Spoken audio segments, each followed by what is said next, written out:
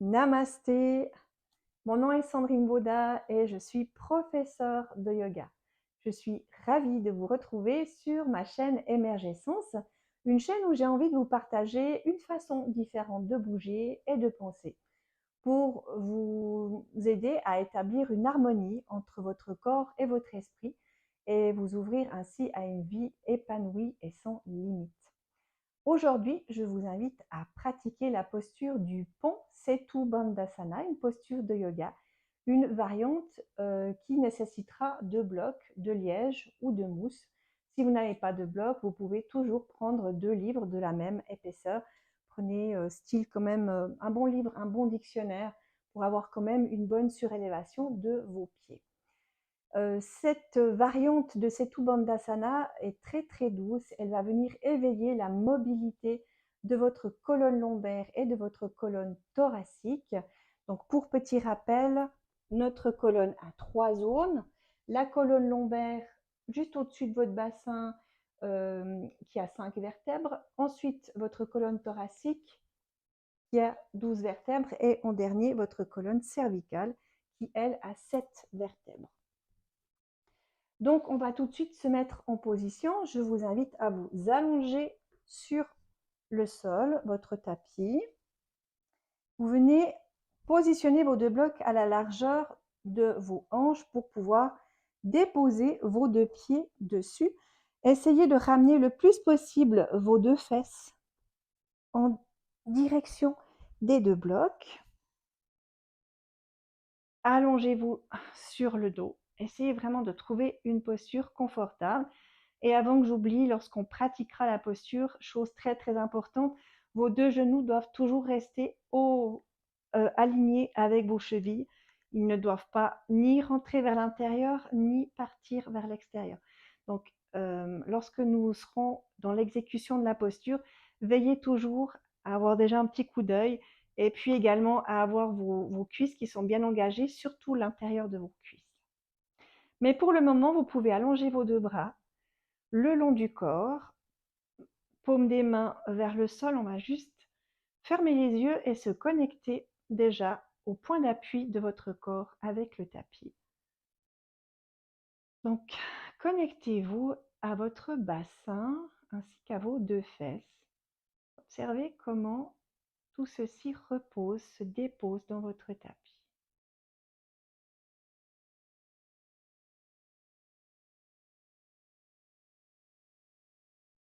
Et puis montez un peu plus haut dans votre colonne et observez quelle est la zone dans votre dos qui se dépose sur le tapis. Comment est-ce que vos omoplates se déposent-elles? Vos épaules?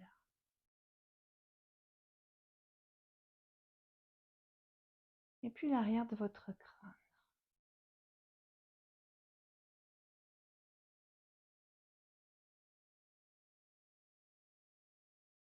Et puis ensuite, vous pouvez rouvrir tout doucement les yeux. On va commencer à pratiquer cette posture. Je vais vous montrer le premier mouvement, c'est le mouvement du bassin. On va vouloir effacer notre creux lombaire, donc on va venir amener pubis en direction du nombril. On va activer nos abdominaux pour basculer notre bassin en direction du sol. Donc, je vais essayer de plaquer mon t-shirt. Là, je n'ai aucune activation. Mon bassin est simplement déposé sur le sol. Je vais activer les abdominaux, ramener le pubis en direction du nombril et venir plaquer mon bassin le plus possible, comme si je voulais aussi venir plaquer mes vertèbres lombaires contre le sol. Donc là, je ne peux plus passer la main sous mon dos. À l'inverse, là, j'ai toute la place pour passer ma main. Donc, on démarre, on fait une rétroversion du bassin. On vérifie toujours que nos 2 genoux soient à la bonne place. Si vous avez peur de perdre votre alignement, vous pourriez toujours placer un autre bloc entre vos 2 cuisses pour vous forcer à appuyer dans ce bloc avec vos cuisses et ainsi protéger vos genoux d'un désalignement qui risquerait de mettre trop de poids dessus. On va démarrer le mouvement. Je vais garder mon t-shirt un peu plaqué contre ma peau, comme ça vous verrez mieux. Donc, on vient plaquer rétroversion du bassin. À l'inspire, on soulève uniquement l'arrière du bassin, donc votre sacrum, et on redépose. C'est vraiment un micro-mouvement.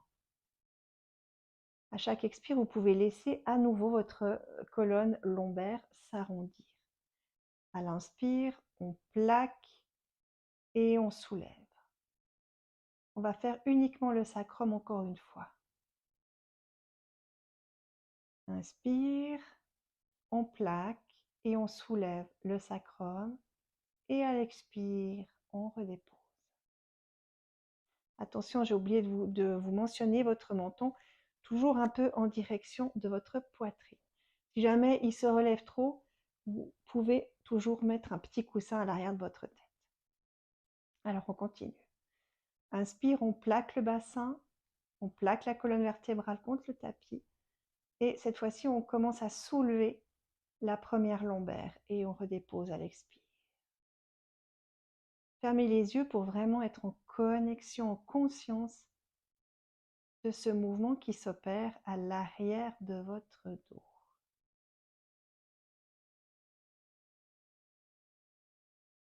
Et à chaque inspire, vous soulevez une vertèbre de plus. Et à chaque expire, vous déposez les vertèbres en premier et le sacrum en dernier. Et petit à petit, on monte. On vient soulever les premières thoraciques. Et vous continuez au rythme de votre respiration. Donc là, vraiment, ce qu'on cherche, ce n'est pas de soulever le bassin le plus haut possible, mais c'est vraiment de prendre conscience de la mobilité de chacune de nos vertèbres.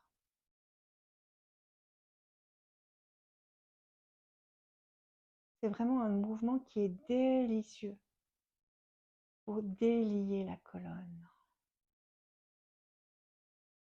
Vous pouvez le pratiquer sans souci tous les jours.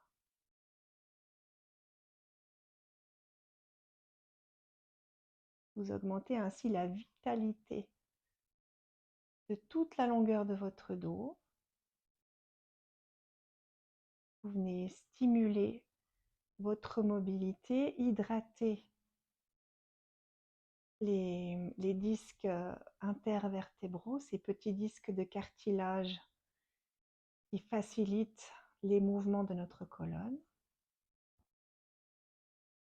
Et pendant que je parle, tout doucement, continuez à monter jusqu'à atteindre le sommet de votre colonne thoracique. Attention toujours à votre menton, si jamais il a tendance à se soulever. Mettez un petit coussin sous votre tête. Et lorsque vous avez atteint le sommet et que vous pouvez faire une extension complète de votre dos, vous pouvez pratiquer 2-3 fois le mouvement au complet.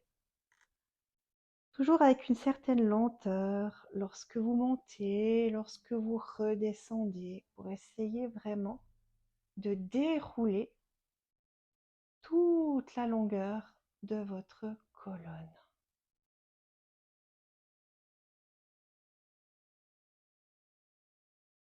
Et on va le faire une dernière fois.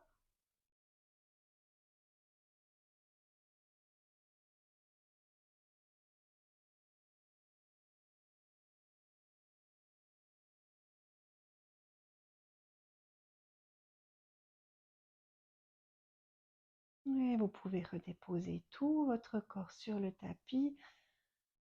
Tournez un instant les paumes des mains vers le ciel et prenez quelques respirations pour ressentir toute l'énergie qui circule maintenant dans votre dos. Ça pétille, ça fourmille, ça circule. Puis reconnectez-vous au point d'appui de votre corps sur le tapis et observez peut-être s'il y a des changements.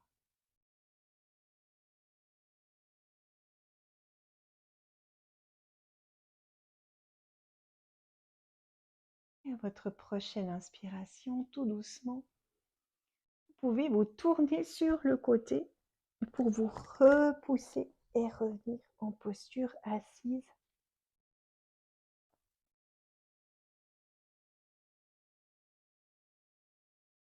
Voilà. Donc j'étais vraiment ravie de vous démontrer cette variante de Setu Bandhasana. La hauteur des 2 blocs nous aide vraiment à décortiquer le mouvement tout en douceur. Donc c'est vraiment très accessible à tout le monde. Je vous souhaite une très très belle découverte, une belle pratique et je vous dis à très bientôt pour un nouveau mouvement. Namasté.